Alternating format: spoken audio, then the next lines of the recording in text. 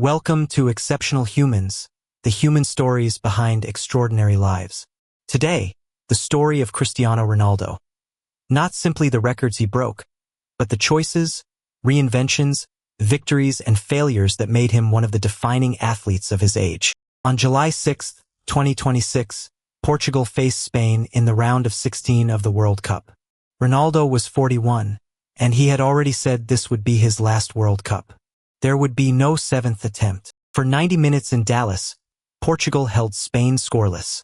Then, 1 minute into stoppage time, Mikel Merino found the goal Spain had been searching for. Portugal lost 1-0. Ronaldo's final World Cup was over.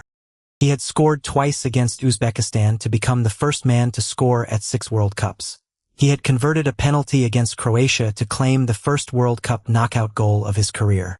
Even at 41, he had found new records to break. But he would not win the trophy he wanted most.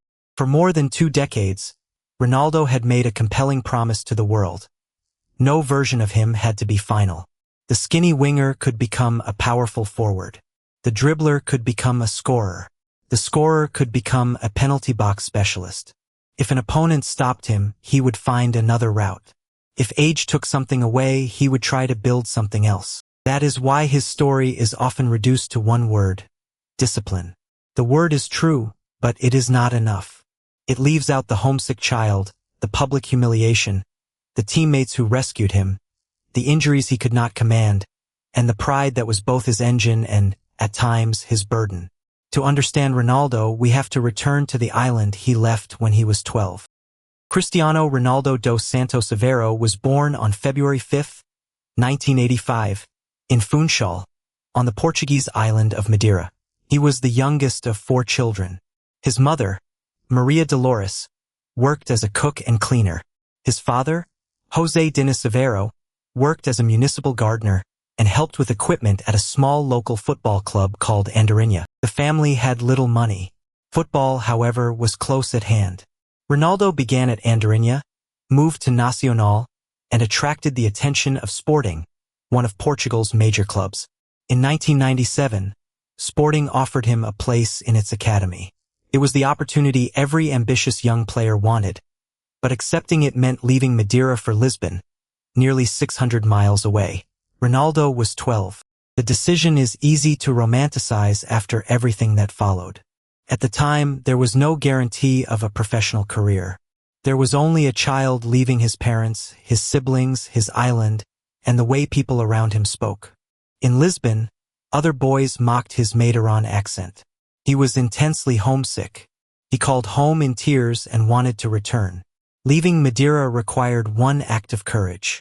Remaining in Lisbon required the same choice again the next morning, and the morning after that. At 15, another threat appeared. Doctors discovered a heart condition that caused a dangerously rapid heartbeat. Ronaldo underwent a procedure to correct it and was soon back in training. By 17, he had reached Sporting's first team. He was fast, fearless, and visibly different, although still far from the finished player the world would later know. In August 2003, Sporting opened its new stadium with a friendly against Manchester United. Ronaldo tormented United's defenders as Sporting won 3-1. The match did not introduce him to Manchester United from nowhere. The club had already been watching him. But the performance removed any doubt. United's own players spoke about him on the flight home. Within days, Sir Alex Ferguson had signed the 18-year-old. Ronaldo asked to keep the number 28 he had worn at Sporting. Ferguson gave him number 7 instead. At Manchester United, that number belonged to figures such as George Best, Brian Robson, Eric Cantona, and David Beckham. It was not merely a shirt. It was a public expectation. The young Ronaldo was exhilarating.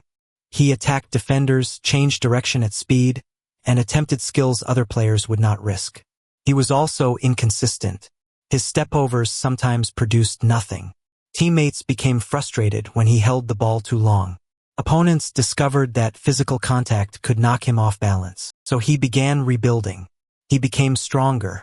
His decisions became quicker. He learned when to dribble and when to release the ball. He worked on free kicks, finishing, movement, and heading until the winger who entertained crowds could also decide matches. His first major trophy in England came in the 2004 FA Cup final, when he scored the opening goal against Millwall. That summer, at 19, he represented Portugal at the European Championship on home soil. Portugal recovered from losing its opening match to Greece and reached the final, where Greece awaited them again. Ronaldo had chances. Portugal had most of the ball. But Angelos Karistias scored from a corner. Greece won 1-0, and the teenager left the field in tears as the visitors celebrated in Lisbon. It was the first time Ronaldo came close to giving Portugal a major trophy. It would be 12 years before he came that close again. In 2005, his father became gravely ill. Ferguson allowed Ronaldo to leave during the season to be with him. José Diniz Aveiro died that September, when Ronaldo was 20. He died before the league titles, before the Ballons d'Or, and before most of the records his son would create. Ronaldo returned to football. The following summer brought the moment that could have ended his life in England. On July 1, 2006, Portugal met England in a World Cup quarterfinal in Gelsenkirchen. Ronaldo's Manchester United teammate Wayne Rooney started for England. For club football, they were partners. That afternoon, they were opponents, carrying the expectations of two countries. Just after the hour, Rooney fought to retain the ball while Portugal's Petit and Ricardo Carvalho closed around him. Carvalho fell and Rooney's boot came down on him. Ronaldo ran toward the referee and appealed for action against his own club teammate. Rooney reacted by shoving Ronaldo. The referee, Horacio Elizondo, showed Rooney a red card. To many viewers in England, the sequence looked simple. Ronaldo had demanded that his teammate be punished, Rooney had been dismissed, and England had been reduced to 10 men. But the referee later made an important distinction. He said Rooney was sent off for the incident involving Carvalho, not because Ronaldo asked for it and not because of the shove that followed. The match remained scoreless. Portugal won the penalty shootout, with Ronaldo converting the final kick. Then television replays added an image that changed the story. After Rooney's dismissal, a camera had caught Ronaldo winking toward Portugal's bench. In Portugal, he had helped his country reach a World Cup semi-final. In England, the wink looked like a betrayal. Newspapers made him the villain. Some supporters blamed him not only for Rooney's red card, but for England's elimination. Ronaldo considered leaving Manchester United for Real Madrid. This was not a small professional disagreement. He was 21, facing the prospect of returning every week to stadiums filled with people who believed he had deceived a friend and humiliated their country. Ferguson contacted him and urged him to come back.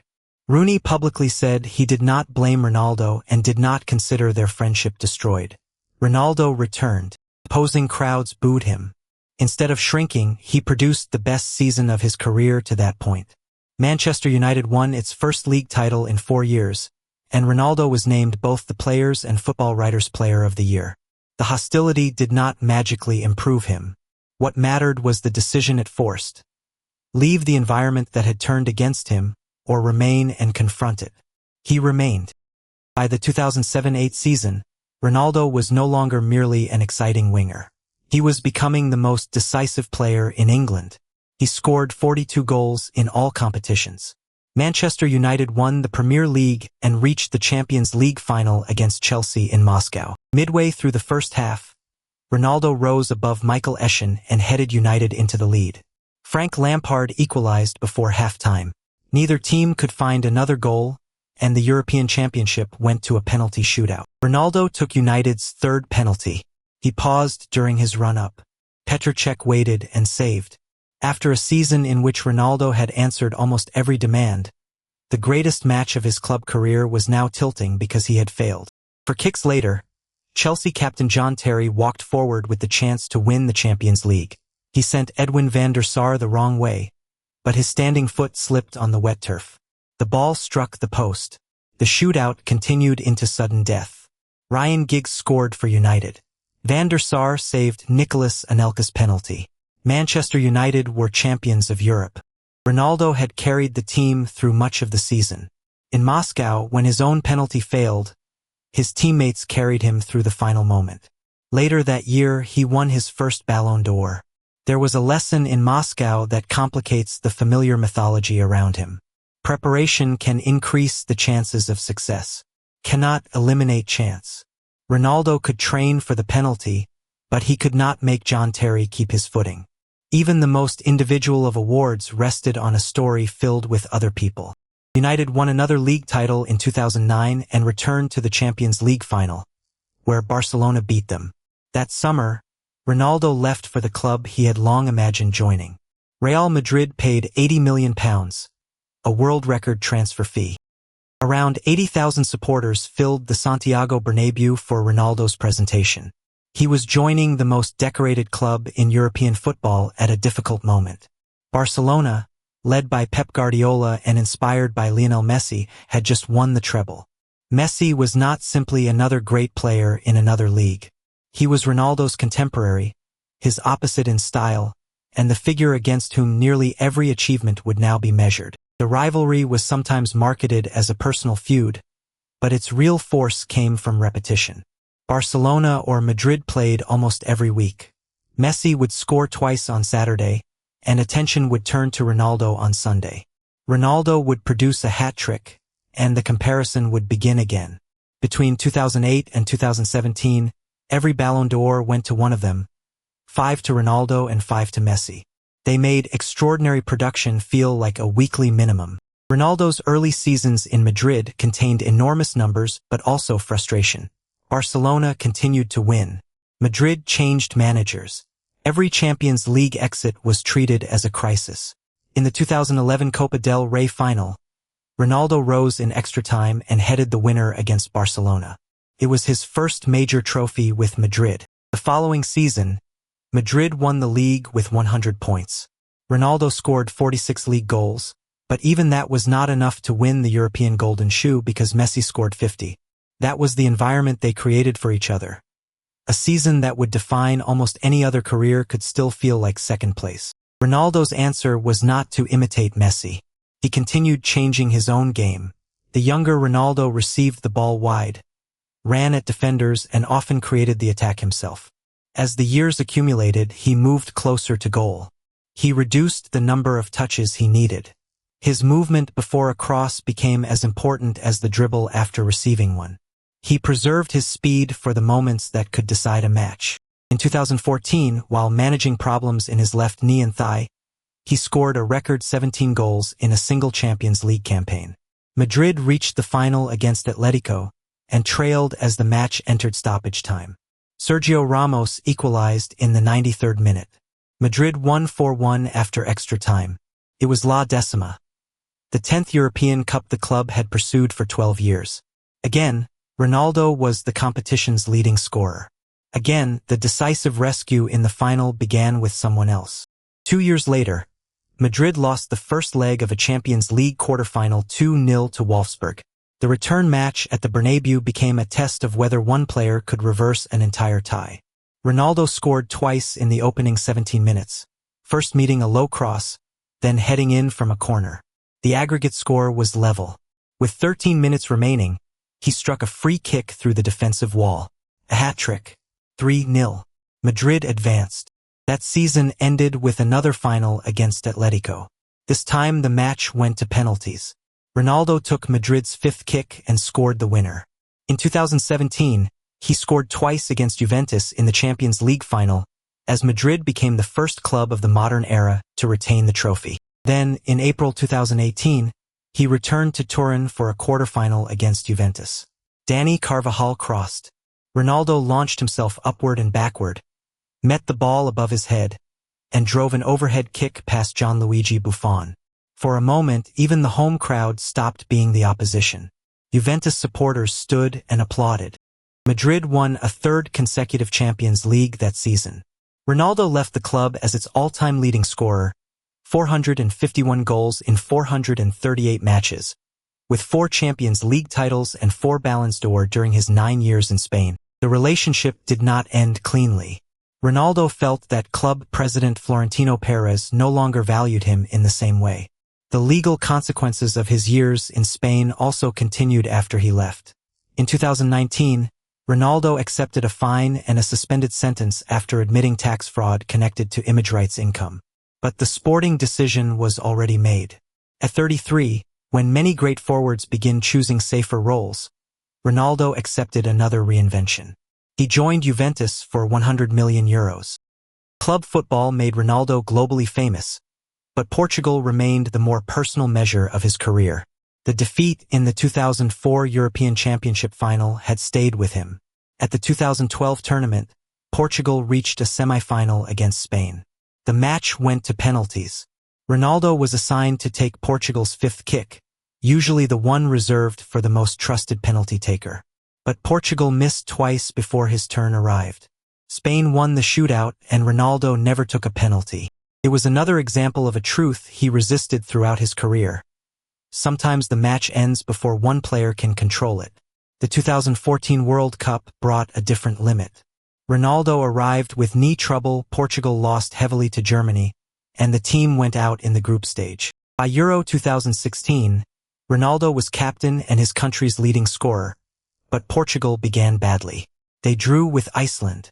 Against Austria, Ronaldo struck a late penalty against the post. After 2 matches, Portugal had not won. Their final group match against Hungary became chaotic. Portugal fell behind 3 times. Ronaldo created Nani's first equalizer. Early in the second half, he flicked João Mario's cross into the net with his heel. When Hungary went ahead again, Ronaldo headed in another equalizer. The match finished 3-3. Portugal survived. Their route through the knockout stage was tense rather than dominant. They defeated Croatia in extra time and Poland on penalties. In the semi-final against Wales, Ronaldo scored with a powerful header and then supplied the ball for Nani's second goal. Portugal had reached another European Championship final, 12 years after losing to Greece. The opponent was France, the host nation. Early in the match, Dimitri Payet collided with Ronaldo and damaged his left knee. Ronaldo received treatment and returned. He tried to accelerate, fell, and received more treatment. The knee was strapped. He tried again. After 25 minutes, he could no longer continue. Portugal's captain was carried from the field in tears. For a player whose identity was built around deciding matches, there could be few crueler roles than watching the most important one. Ronaldo returned from the dressing room and stood near the technical area. As the match continued, he limped along the touchline, shouted instructions, and urged his teammates forward. Portugal held France scoreless. Then, in the 109th minute, substitute Eder drove a low shot from outside the penalty area beyond Hugo Lloris. Portugal had won its first major trophy. Ronaldo had scored 3 goals, helped rescue the team against Hungary, and led them past Wales. But he could not complete the final himself. The country's greatest player needed a substitute striker, who had scored only 3 previous international goals, to finish the journey. That did not diminish the victory. It made the victory a team story. Portugal later won the first UEFA Nations League in 2019. In 2021, Ronaldo became the leading scorer in men's international football. The World Cup remained missing. Juventus had won 7 consecutive Italian league titles before Ronaldo arrived. Their true obsession was the Champions League, a trophy they had not won since 1996. Ronaldo's first season appeared to offer the perfect European comeback. Juventus lost the first leg of its round of 16 tie against Atletico Madrid 2-0. In Turin, Ronaldo scored with a first-half header, added another shortly after halftime, and converted a late penalty to complete a hat trick. Juventus advanced 3-2 on aggregate. It looked like the kind of night for which he had been signed. But in the next round, Ajax eliminated Juventus. The pattern continued. Juventus won domestic trophies, but Lyon and Porto ended the next 2 Champions League campaigns. The club changed coaches, the team around Ronaldo aged, and the one prize expected to justify the entire project never arrived. Individually, his production remained remarkable. He scored 101 goals in 133 appearances, won 2 Serie A titles and 3 other domestic trophies, and became the league's top scorer in his final season. But by August 2021, the relationship was ending. Ronaldo wanted to leave. For several days, Manchester City appeared to be a possibility. Then came the return almost nobody had expected. Manchester United announced Ronaldo's return on August 27, 2021. For supporters who had watched him become a star under Ferguson, it felt like history folding back on itself. In his first match at Old Trafford, against Newcastle, Ronaldo scored twice. He added dramatic late goals in the Champions League. Across the season, he scored 24 times. Yet the team finished 6th in the Premier League and failed to win a trophy. Ronaldo could still decide individual moments, but United were not a stable team, and he was no longer the player around whom a long-term rebuild could easily be designed. Away from football, the year brought a devastating loss. In April 2022, Ronaldo and his partner, Georgina Rodriguez, announced that their infant son had died during childbirth. The baby's twin sister survived. Ronaldo missed United's match at Liverpool. In the 7th minute, supporters from both clubs stood and applauded.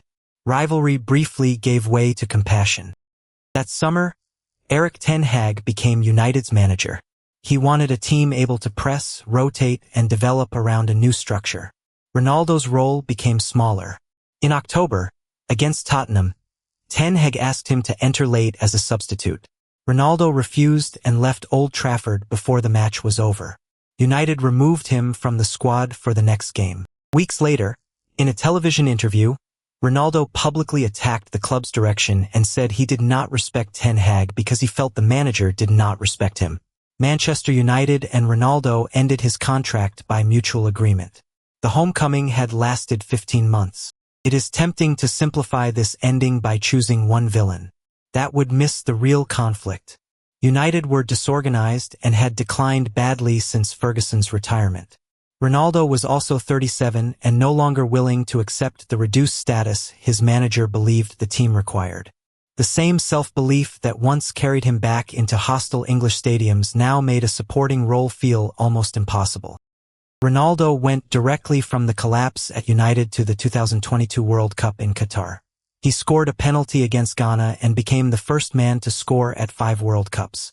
But his influence diminished as the tournament continued. During Portugal's final group match against South Korea, Ronaldo reacted angrily when substituted. Coach Fernando Santos later said he did not like what he had seen. For the round of 16 match against Switzerland, Santos left his captain out of the starting team. Ronaldo's replacement, 21-year-old Goncalo Ramos, scored a hat-trick. Portugal won 6-1 and produced its best performance of the tournament. The result made the question unavoidable. Could Portugal now be better without Ronaldo at the center of the team? He was left on the bench again for the quarterfinal against Morocco. Ronaldo entered early in the second half, but Morocco protected its 1-0 lead. At the final whistle, he walked down the tunnel in tears. At 37, the World Cup appeared to have ended with Ronaldo displaced by a younger forward, without a knockout stage goal, and without a club. Most careers would have ended there. His did not. At the end of December 2022, Al Nassr announced Ronaldo's signing. The move was financially enormous and symbolically clear. His career at the highest level of European club football was over. It was also bigger than one player changing teams. Saudi Arabia was investing heavily in global sport. Months later, the country's public investment fund took control of Al Nassr and 3 other major clubs. Karim Benzema, Neymar, and other high-profile players followed Ronaldo into the Saudi League. Human rights groups argued that the investment was intended partly to improve the country's international image. Ronaldo did not become a critic of that project. He became its most recognizable sporting face. On the pitch, he kept doing what he had always done. He scored. He helped Al Nassr win the Arab Club Champions Cup in 2023. The following league season, at 39, he scored 35 goals, a Saudi Pro League record. The standard of competition was not the Champions League, and pretending otherwise would make the story less honest. But continuing it all required another adjustment. New teammates, a new country, intense heat, and the knowledge that every achievement would be discounted because of where it occurred. His more important late career tests still came with Portugal. At Euro 2024, Ronaldo failed to score during the tournament. In extra time against Slovenia, goalkeeper Jan Oblak saved his penalty. Ronaldo cried during the interval before the shootout as his teammates gathered around him. Then he returned for the shootout and converted Portugal's first penalty. Goalkeeper Diogo Costa saved all 3 Slovenian attempts, and Portugal advanced. France eliminated Portugal on penalties in the quarterfinal. Ronaldo converted his kick, but another major tournament had passed. In 2025, at 40, he helped Portugal win a second Nations League. He scored the winning goal against Germany in the semi-final, then equalized against Spain in the final before Portugal won on penalties. The following year, Ronaldo scored twice on the final day as Al Nassr secured the Saudi League title. And then came the opportunity few players receive, a final World Cup at 41. Against Uzbekistan, Ronaldo scored twice. 6 World Cups, from 2006 to 2026, now contained a Cristiano Ronaldo goal. In the first knockout round, Portugal faced Croatia. Ivan Perisic put Croatia ahead. Ronaldo equalized from the penalty spot, finally scoring the first World Cup knockout goal of his career. Goncalo Ramos, the player who had replaced him in Qatar, scored the winner in stoppage time. In Qatar, Ramos's emergence had appeared to end Ronaldo's central role. For years later, their goals belonged to the same comeback. Portugal advanced to face Spain. For 90 minutes, the match remained scoreless. Then Mikel Merino scored in the 91st. There was no time for another reinvention. Ronaldo left his final World Cup with 146 goals in 233 matches for Portugal, both men's international records. He had won league titles in England, Spain, Italy, and Saudi Arabia. He had won 5 Champions Leagues, 5 Ballons d'Or, the European Championship, and 2 Nations Leagues. He had become Real Madrid's greatest goalscorer and one half of a rivalry that altered football's idea of what was possible. The record is overwhelming. The more revealing parts of the story sit between the records. A 12-year-old had to remain in Lisbon when home was the only place he wanted to be. A 21-year-old had to return to England when leaving would have been easier. A winger had to abandon parts of the game that made him famous in order to remain decisive as a forward. A captain had to watch Eder win Portugal's first trophy. An aging superstar had to confront the possibility that a team could play better without him. He did not navigate every moment gracefully. His demand to be central produced conflict at Manchester United. His reaction to a smaller role complicated Portugal's World Cup in Qatar. His move to Saudi Arabia made him part of a political project as well as a football league. Those facts do not cancel the work. The work does not cancel those facts. Together, they make the person more intelligible. If you value documentaries that look beyond the highlight reel, please like this video, subscribe to Exceptional Humans, and tell us in the comments whose story we should explore next. Ronaldo's life is often presented as proof that hard work can conquer anything. Cannot. Hard work could not keep his father alive. Could not heal his knee during the final in Paris. Could not make every penalty go in, make every manager build around him, or guarantee a World Cup. Talent mattered. Teammates mattered. Coaches, medicine, opportunity, and luck mattered. What Ronaldo's work did was expand what remained possible. It turned an expressive winger into a complete scorer, then turned that scorer into a specialist who was still deciding international matches at 40. It allowed him to return after humiliation, adapt after injury, and keep searching when the obvious ending had already passed. His greatest strength was the belief that he could always force one more chapter. His greatest difficulty was accepting the moments when he could not. Cristiano Ronaldo did not win the final dream. He could not outrun time, and he could not command the ending. But when the final whistle came, nothing had been withheld.